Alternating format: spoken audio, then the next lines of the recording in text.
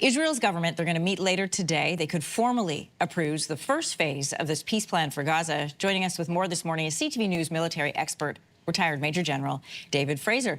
So while there has been celebration in Gaza and Israel over this announced agreement, it is far from settled. And the latest development, we were just saying, comes as Netanyahu has to present this to his cabinet. It has to be approved on.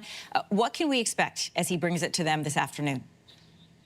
Well, I mean, all the indications are the cabinet will approve this, and kudos to President Trump for, quite frankly, leaning into everybody and to get this thing through.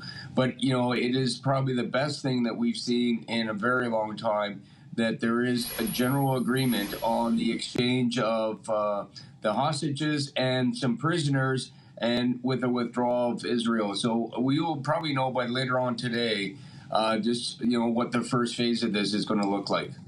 Another piece of this plan that has yet to be confirmed, and this is one of the things going to cabinet, and Hamas says they want to see this full and finalized list of names of the prisoners that Israel plans to release.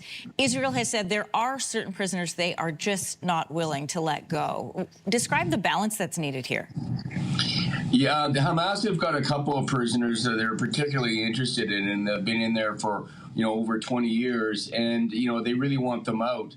And so this is going to be a delicate balance for the Israeli cabinet to, how much do they want their hostages out? There's about 20 people they think are still alive. How much do they want them out, and how much are they going to get bogged down on the early stages? We're really talking about is who's going to govern Gaza, and what about the reconstruction of that? So this is going to be a very interesting day.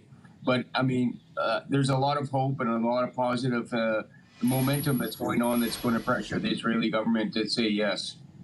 There is still fighting that we're seeing, including an attack overnight. So what do the changes on the ground look like, David, as we wait for this deal to be sealed?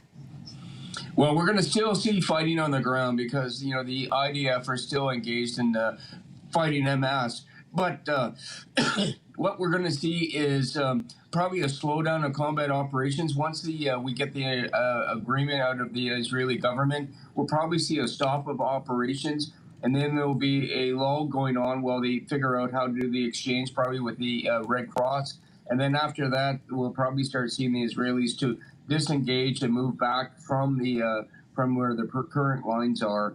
And then that'll be kind of the start for the next phase, which is hopefully humanitarian relief going.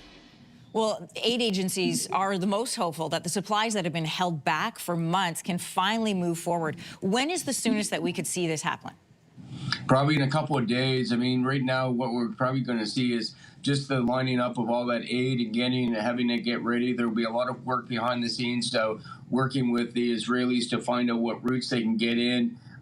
So we should be seeing this aid launching back into Gaza probably within a couple of days once the hostages and the prisoners have been released. You mentioned this already, but an estimated 80% of Gaza structures, I mean, just look to the right of your screen here, have been damaged or destroyed since the start of this conflict, 2 years running. According to the United Nations Agency for Palestinian Refugees, even with a ceasefire deal potentially in play, what does the road ahead for Gaza look like?